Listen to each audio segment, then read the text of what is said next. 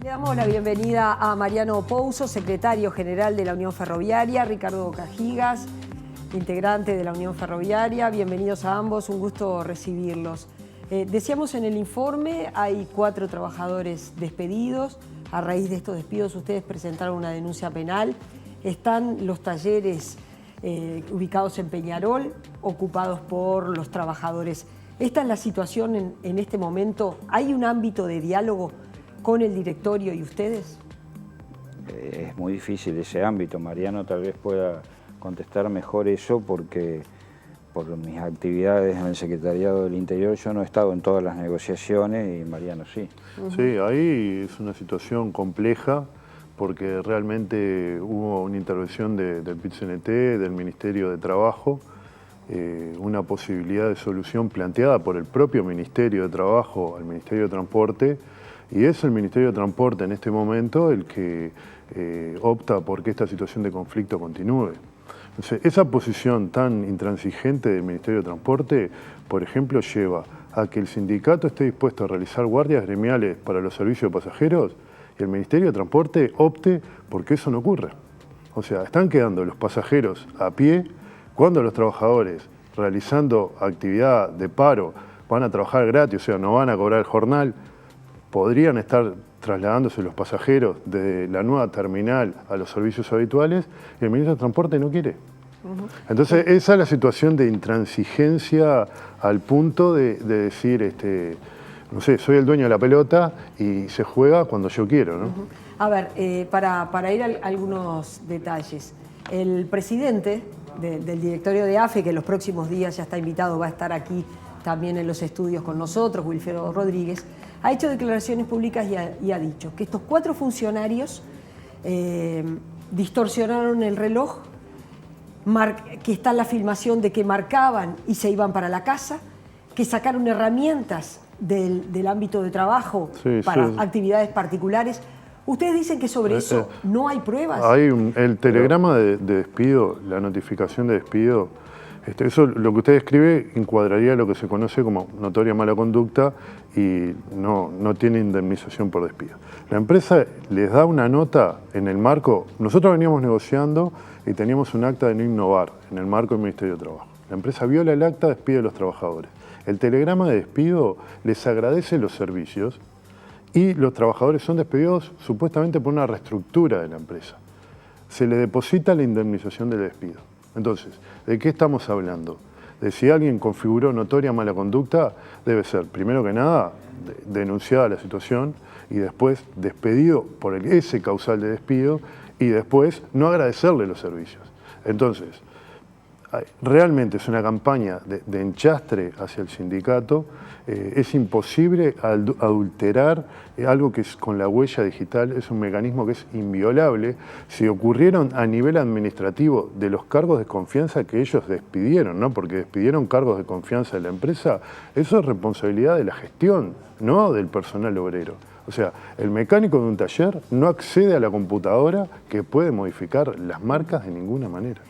Ricardo, el tema de fondo, ¿no es una cuestión también filosófica y es que ustedes están en contra de este proceso y que en realidad ustedes consideraban que todo lo que se está haciendo, la creación de servicios logísticos ferroviarios, tenía que quedar en manos del Estado? En el fondo no hay una cuestión ahí filosófica. Por supuesto que lo hay. Es decir, desde el primer momento nosotros manifestamos que, y no solamente nosotros, ¿no? Nosotros manifestamos de que el ferrocarril debía existir, había que reactivar y desarrollar el ferrocarril, que eso era absolutamente necesario en miras de un país productivo y que para hacer eso se tenía que hacer con una sola empresa. Eso no lo decíamos no solamente nosotros. AFE ha contratado innumerables asesoras. Una de las asesoras que contrató, que no hay ninguna sospecha que tenga ninguna connivencia con nosotros, porque estamos hablando del Banco Mundial, le aconseja a AFE que hay que tener un solo ferrocarril en este país, porque por el tamaño del país no hay lugar para que haya 2 o 3 empresas ferroviarias en el país. La única diferencia es que el Banco Mundial decía que esa empresa tenía que ser privada Y nosotros decíamos, estamos de acuerdo, tiene que ser una sola empresa, como lo opinan muchísimos técnicos, y esa empresa tiene que ser del Estado para que realmente apueste al desarrollo del país. Esa fue nuestra posición del principio. Por lo tanto, cuando vinieron con el primer proyecto, que era agarrar y privatizar el servicio ferroviario, estuvimos en contra.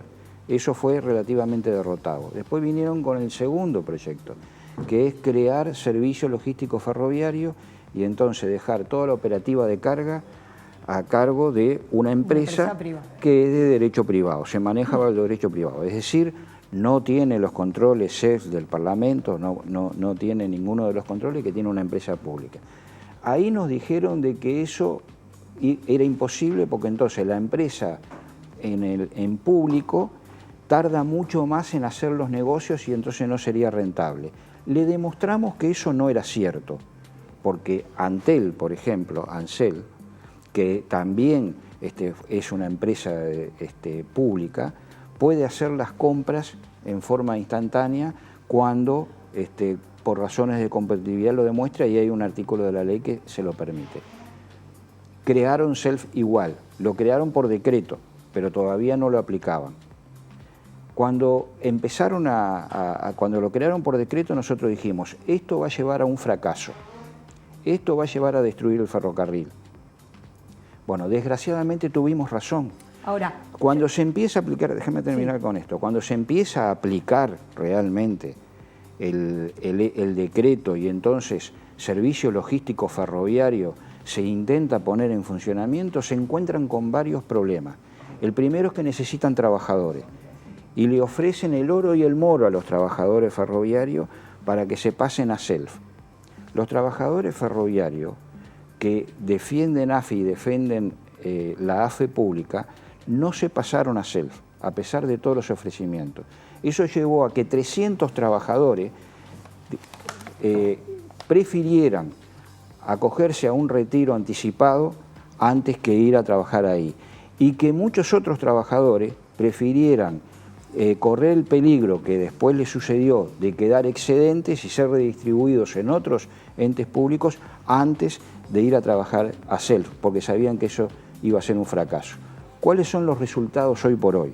Los resultados son que el transporte de carga, con todo el discurso que decían que esa empresa de derecho privado iba a mejorar el transporte, bueno, hoy esta empresa de derecho privado que se supone gestiona mejor que la pública, transporta menos del 50% de lo que transportaba AFE antes, con todos los préstamos que tiene.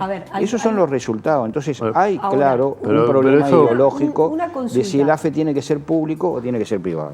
Ahí está, pero una consulta, ¿no? Algunas cosas. Bueno, ustedes comparan AFE con Antel, pero Antel es una empresa superavitaria, competitiva y en competencia.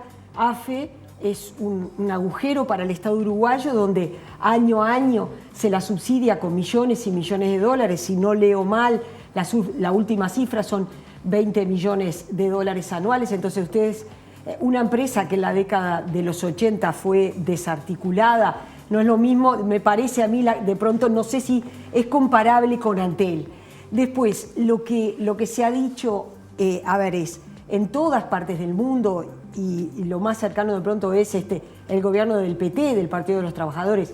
El Estado hizo una inversión en vías, pero en realidad el negocio lo desarrollaron los privados. ¿Cómo Uruguay va a tener esa originalidad de hacer el negocio desde el sector público cuando en todas partes del mundo, sea el gobierno que sea, del tinte que sea, es una conjunción entre privado-público? A mí hay una cosa, sin querer no contestar esa pregunta, volviendo a la anterior, ¿no? Nosotros como sindicato representamos a los trabajadores públicos o privados. O sea, el contexto en el cual nos estamos desarrollando, si bien estábamos de acuerdo, no lo definimos nosotros. Este conflicto es en defensa de los intereses de los trabajadores del sector privado que están afiliados al sindicato. No es una maniobra del sindicato para atacar a un proyecto que realiza el gobierno. Nosotros tuvimos nuestra decisión, modificamos el estatuto y estamos defendiendo los intereses de la clase, ¿no? Y organizando a los trabajadores ferroviarios en el marco de ese contexto. No, es que quede claro eso, no es una maniobra de la Unión Ferroviaria, porque eso es lo que subyace en el pensamiento, digo, maquiavélico del ministro de Transporte. Pero el sindicato tiene que organizar a los trabajadores porque es su obligación y tiene que defender sus derechos.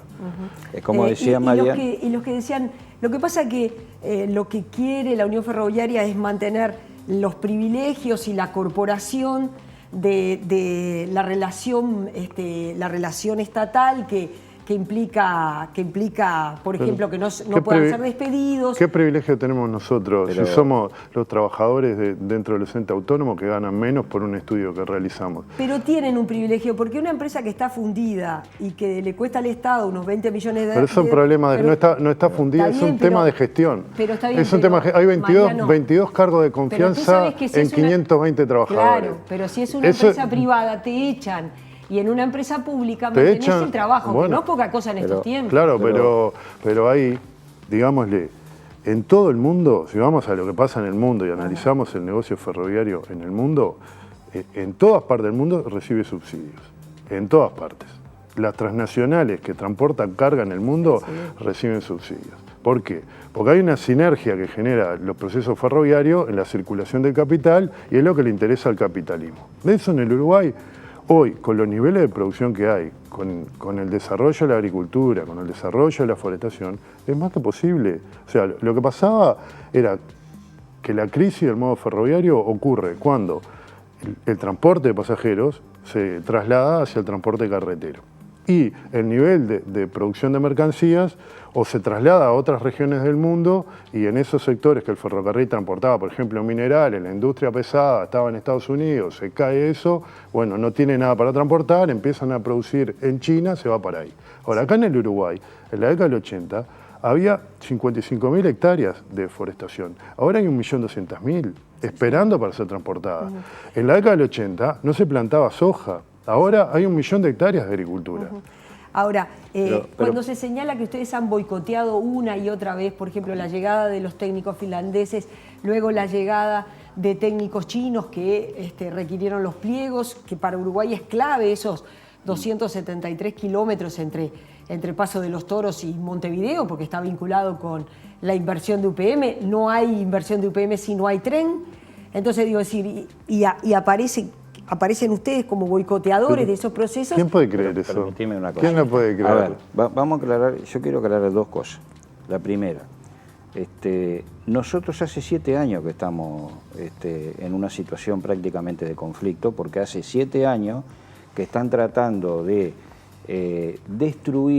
vienen destruyendo AFE sistemáticamente. ¿Cómo la vienen destruyendo? Bueno, con la falta de inversión, es decir, hay una diferencia sustancial entre lo que es Antel y AFE, es cierto lo que vos decís, y yo no la comparaba por el problema de cuál tiene subsidio o no, sino cómo fueron gestionadas. Antel hoy es una empresa muy buena y muy grande. ¿Qué es lo primero que se hizo en Antel?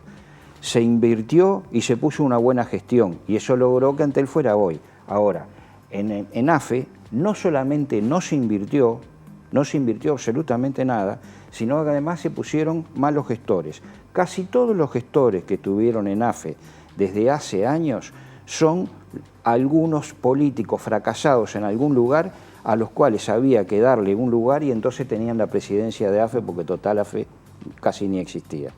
Entonces, eso por un lado. Por el otro lado, el tema de el transporte en Uruguay indudablemente que es absolutamente imprescindible, pero cuando dicen que le dan 20 millones de dólares de subsidio a AFE, en realidad están haciendo las cuentas mal según cómo la hacen en todo el mundo, porque vamos a tomar los ejemplos de todo el mundo. ¿Cómo se hacen las cuentas de lo que cuesta y lo que beneficia o no beneficia el ferrocarril a un país? No se cuenta solamente la caja de la empresa que transporta. Se cuentan muchas otras cosas.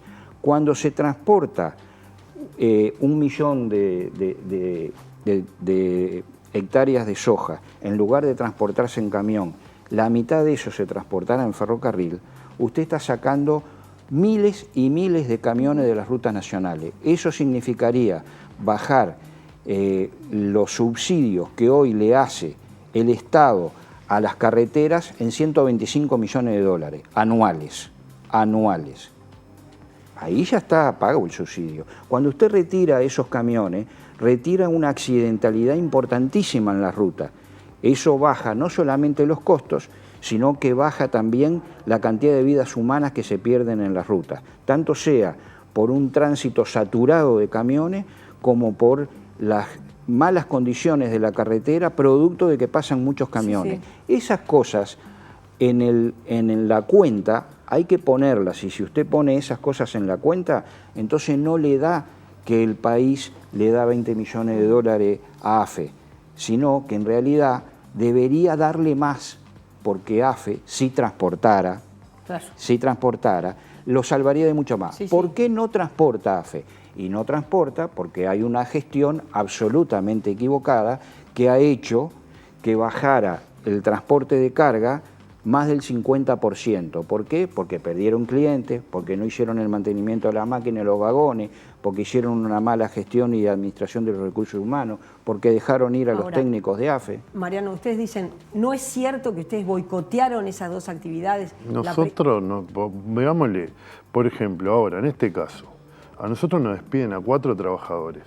El ministro de Transporte sabe que hay una delegación china. Los despide cuando tiene la delegación. ¿Qué va a esperar que haga el sindicato? Nosotros, es cierto, consideramos esas inversiones que se van a realizar como muy importantes, estratégicas. Ahora, como sindicato, no. ¿Cuál es el rol? Yo tengo 4 trabajadores, 2 padres de familia que tienen niños muy pequeños. ¿Qué tengo que hacer como sindicato? Y tomar una medida en defensa de esos trabajadores. Y si viene una delegación china y es un medio de presionar para revertir la situación y para que reflexione el ministro de Transporte, acepte la propuesta del Ministerio de Trabajo y se siente a negociar con el sindicato, y lo vamos a hacer. Y lo vamos a hacer si son los chinos, y lamentablemente a veces afectamos los servicios de pasajeros habituales. Ahora propusimos guardias gremiales para los servicios. Ahora, al ministro no importan los chinos. Se pone muy malo cuando vienen los chinos. Ahora los trabajadores que viajan todo el día en tren y ahora no pueden llegar a la nueva terminal porque él no quiere, no le importan. El año anterior, 99 servicios de pasajeros quedaron nulos por falta de inversión en el material rodante. 99 servicios en un periodo de 2 o 3 meses. Eso no le importa. La gente que viaja todos los días en tren, no le importa. Ahora, cuando llega el momento de hacer política con eso, de pintar un coche motor de colores, sacarse la foto, subir, pasear arriba del tren, están todos para la foto. Acá se hizo una inversión, para tener una idea, los coches motores que compraron, le costaron 23.000 euros cada coche motor. O sea, compraron chatarra en Europa, de la década del 80, la traen para acá. Los mecánicos de AFE están laburando, pero es como mantener, no sé, una cosa de museo para que la gente pueda viajar en el tren. Ese también es una cosa que defiende la Unión Ferroviaria. Un sistema de transporte ferroviario popular, eficiente, no que compita con el tema de los ómnibus, que se integre, y existen todas las posibilidades. Para eso no hay inversiones. O sea, para la inversión de UPM, que nosotros no cuestionamos porque no es el rol del sindicato estar cuestionando cosas que son de pronto discusiones del movimiento sindical en su conjunto, del Congreso. Bueno, eso está para discutir ahí. Ahora, las inversiones para el servicio de pasajeros. Poner algunos milloncitos de dólares en el servicio de pasajeros, que le va a servir a la gente porque van a llegar más pronto, se van a generar más oportunidades de trabajo, gente que vive más lejos va a poder llegar a trabajar a determinadas zonas de Montevideo que si no... Entonces ustedes dicen, eso que se ha dicho de que ustedes boicotean no es cierto. Y no es cierto, pero el otro día echan 4 trabajadores y el otro día hay un crucero. Y nosotros pretenden que dejemos de tomar medidas porque hay un crucero de gente que está paseando. Cuando nosotros tenemos 4 trabajadores, padres de familia, que no van a tener el mes que viene el nivel de ingreso que tenían ahora para darle de comer a sus hijos. ¿Para qué son los sindicatos sino? Para ser fieles a lo que marca el gobierno. Queremos peronizar, queremos llevar a una lógica argentina la cosa que se habla de imagen país. La imagen país del Uruguay se ve más afectada si los sindicatos son serviles que si los sindicatos cumplen con su rol de defender el interés de los trabajadores, bueno, de luchar cuando hay que luchar, de negociar cuando hay que negociar. Pero además, Ana, yo cambiaría la pregunta. ¿Por qué hacemos la pregunta? ¿La Unión Ferroviaria está boicoteando a los chinos? Yo preguntaría, ¿el Ministerio de Transporte está boicoteando el proceso de UPM?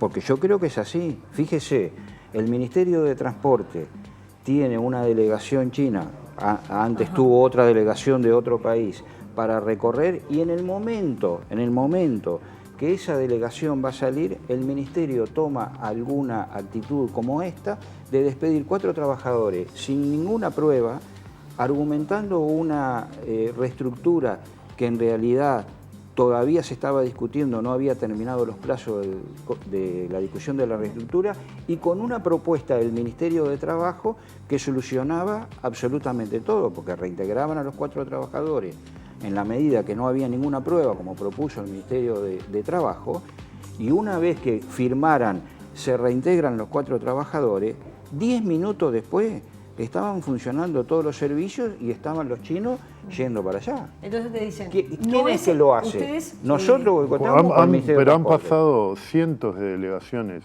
de todos los que andan en la vuelta de UPM viajando para arriba y para abajo, y nosotros, si estuviéramos en contra de eso, lo hubiéramos trancado todo, porque tenemos la fuerza para hacerlo, porque tenemos el convencimiento y porque la herramienta sindical, en el caso de la Unión Ferroviaria, no se hace para defender la línea que pueda estar bajando de un partido político, ¿entendés? Es para defender los intereses de los trabajadores, y somos coherentes con ese planteo.